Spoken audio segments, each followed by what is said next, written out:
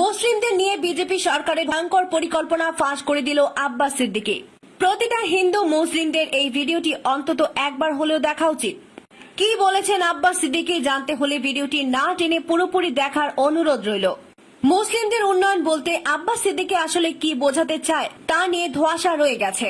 প্রত্যেক ঈদের দিনই বর্তমান ক্ষমতাসীন দল তৃণমূলের মুখ্যমন্ত্রী রেড রোডে হওয়া মুসলমানদের বিশাল জামায়াতে অংশগ্রহণ করেন।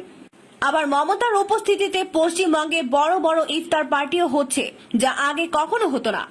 এবার এই ব্যাপারে জবাব দিলেন আব্বাস সিদ্দিকী। আব্বাস সিদ্দিকী বলেন, যদি আমার কওম এটাকে উন্নয়ন মনে করে তাহলে আমার কওম শীঘ্রই ক্যাম্পে যাবে। আর যদি উন্নয়ন বলা হয় এডুকেশনকে, উন্নয়ন বলা হয় চাকরিকে, উন্নয়ন বলা হয় বিভিন্ন আইএস, এসপি, ডিএম এর মতো পদে থেকে দেশের সেবা করাকে, তাহলে আমার মনে হয় আমার কওমের উচিত হবে একবার নতুন করে জাগা। আব্বাস সিদ্দিকী এই কথাগুলো বললেই সবাই ভেবে নেয় বিজেপি চলে আসবে। এমন প্রশ্নের সাপেক্ষেও মুখ খুললেন আব্বাস সিদ্দিকী। তিনি বলেন, বর্তমান সময়ে বিজেপিকে মানুষের কাছে একটা টোপ হিসেবে ব্যবহার করা হচ্ছে। দ্বিতীয় নম্বর বিজেপি চলে আসবে, এটা তো ভুল।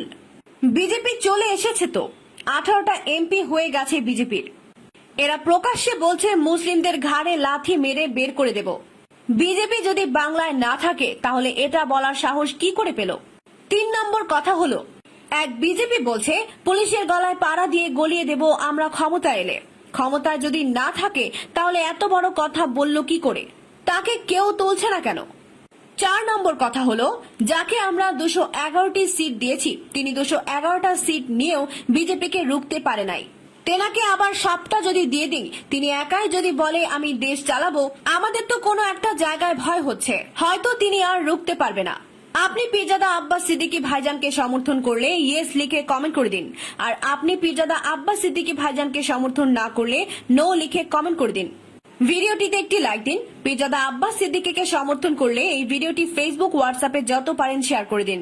আব্বাস সিদ্দিকী ভাইজানের সকল খবর সবার আগে দেখতে আমাদের চ্যানেলকে সাবস্ক্রাইব করে আমাদের সাথেই থাকুন।